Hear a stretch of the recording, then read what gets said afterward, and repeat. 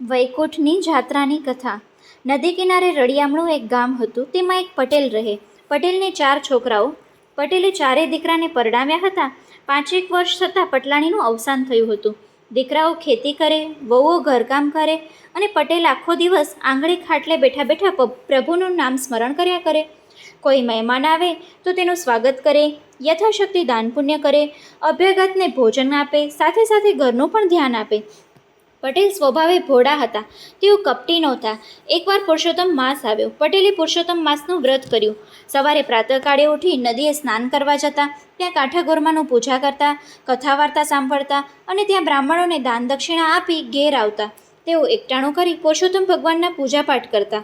ભોળાના ભગવાન એ મુજબ પુરુષોત્તમ ભગવાન પટેલની અપૂર્વ ભક્તિથી પ્રસન્ન થઈ તેના આંગણે ભિખારીના રૂપે આવ્યા. પોતાને ત્યાં આવેલ ભિખારી જોઈને પટેલ ઊભા થઈ ચોકમાં ઘઉંનો ઢગલો પડ્યો હતો. તેમાંથી એક સૂપડું ભરીને ઘઉં આપવા લાગ્યા. ત્યારે ભિખારી કહે, આપવો હોય તો આખો ઢગલો આપો. પટેલ પણ પાછા પડે તેમ નહોતા.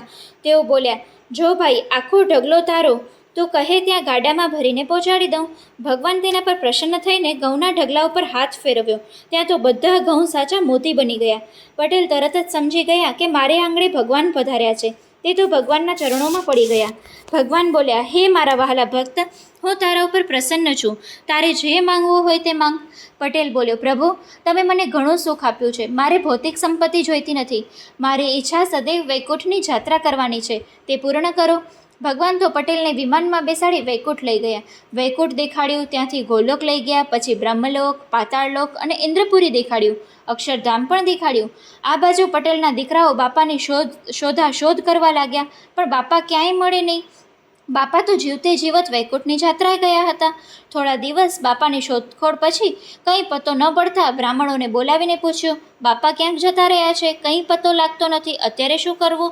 બ્રાહ્મણો કહે, જીવતા હશે તો તેઓ 11મા દિવસે પાછા આવી જશે, અને ન આવે તો સમજી લો કે મરી ગયા હશે, અને તેમનું કારજ પતાવી દેજો. છેવટે 12મા દિવસે છોકરાઓએ દાઢી મૂછ મુંડાવીને સરાવવા બેઠા. ગામથી 12મામાં માણસો આવ્યા, પિંડ દાન દીધા. ત્યાં જ સરળ કરતું વિમાન આવ્યું અને એમાંથી પટેલ નીચે ઉતરી ઘેર આવ્યા. પટેલને જોઈ બધા ભૂત ભૂત કરીને ભાગવા લાગ્યા.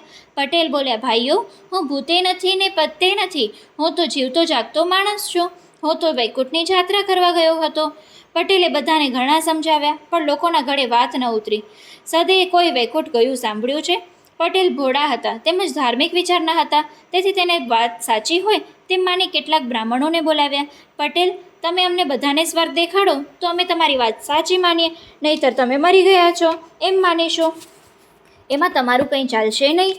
પટેલ તો પુરુષોત્તમ ભગવાનને પ્રાર્થના કરવા માંડી, હે ભગવાન, મારી લાજ તમારા હાથમાં છે. અહીં મારું પારખું કરવા બેઠા છે, માટે દીનદયાળ ગરુડે ચડી મને સહાય કરજો. ભગવાને પટેલનો પોકાર સાંભળ્યો અને તેઓ ગરુડે ચડી ત્યાં આવી પહોંચ્યા. પટેલે પ્રભુને પ્રાર્થના કરતાં કહ્યું, હે પ્રભુ, આ બધાને જીવતે જીવ સ્વર્ગની યાત્રા કરાવો, નહીંતર મને અહીં કોઈ જીવવા નહીં દે. ભગવાન બોલ્યા, ભક્ત વૈકુંઠના દર્શન પુણ્યશાળીને થાય. ભક્તની જીદ આગળ ભગવાનને નમતું જોખ્યું અને બોલ્યા, ભક્ત, તમે ગરુડના પગ પકડો, બીજો પગ પકડે અને ત્રીજો બીજાના પગ પકડે, એમ જેને વૈકુંઠ આવવું હોય તે આવે. ભગવાને ગરુડને ઉડવાની આજ્ઞા કરી. પટેલે ગરુડના પગ પકડી લીધા. બ્રાહ્મણે પટેલના પગ પકડ્યા. આમ પટેલ અને 7 બ્રાહ્મણો આકાશમાં ઉડ્યા. જીવતે જીવ વૈકુંઠ જોવા મળશે એ આશાનો બધાને આનંદનો પાર નથી. જે બ્રાહ્મણે પટેલના પગ પકડ્યા હતા તેને લાડવા બહુ ભાવે.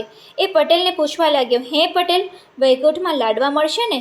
પટેલે હા પાડી. ત્યારે બ્રાહ્મણ પૂછવા લાગ્યા, પેટ ભરીને ખાવા મળશે તેટલા લાડુ હશે ને? પટેલ કહે, તારાથી ખવાય તેટલા ખાજે, ત્યાં તો ઘણા લાડુ છે. બ્રાહ્મણના મોંમાં પાણી આવ્યું. તે બોલ્યો, ત્યાં કેટલા લાડુ છે તે તો કહો. પટેલ બોલ્યા, આટલા બધા, એમ કહી અને જ્યાં હાથ પહોળા કર્યા ત્યાં તો હાથ છૂટી ગયા અને બધા આકાશમાંથી નીચે પડ્યા. બધાના જીવ નીકળી ગયો. આમાં ફક્ત એક પટેલ જીવતા રહ્યા. 7 બ્રાહ્મણોને મરેલા જોઈ પટેલ તો આક્રંદ કરવા લાગ્યા, હે ભગવાન, આપે તો મને બ્રહ્મ હત્યાના પાપમાં નાખ્યા. હવે તમે મને આમાંથી ઉગાડો, નહીંતર હું એ પ્રાણ ત્યાગીશ. ખરેખર પટેલ ચિંતા ખડકી પ્રાણ જવાના તૈયારી હતા ત્યાં તો ભગવાને અમૃત જળ છાંટી 7 બ્રાહ્મણને સજીવન કર્યા. આમ પટેલની પુરુષોત્તમ ભગવાનની નિષ્ઠાકામ ભક્તિથી તેમને જીવતે જીવ વૈકુંઠ જોયું અને બીજાને પ્રભુના દર્શન થયા. બોલો પુરુષોત્તમ ભગવાનની જય.